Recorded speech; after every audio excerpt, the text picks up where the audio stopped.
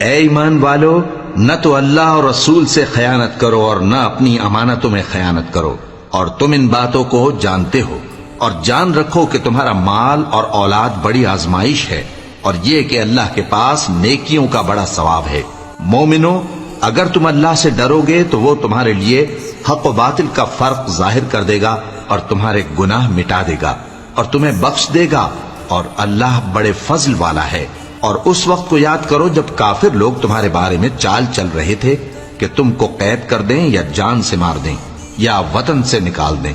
تو ادھر تو وہ چال چل رہے تھے اور ادھر اللہ تدبیر کر رہا تھا، اور اللہ بہترین تدبیر کرنے والا ہے۔ اور جب ان کو ہماری آیتیں پڑھ کر سنائی جاتی ہیں تو کہتے ہیں یہ کلام ہم نے سن لیا ہے، اگر ہم چاہیں تو اسی طرح کا کلام ہم بھی کہہ دیں، اور یہ ہے ہی کیا، صرف اگلے لوگوں کی حکایتیں ہیں۔ اور جب انہوں نے کہا کہ اے اللہ، اگر یہ قرآن تیری طرف سے برحق ہے تو ہم پر آسمان سے پتھر برسا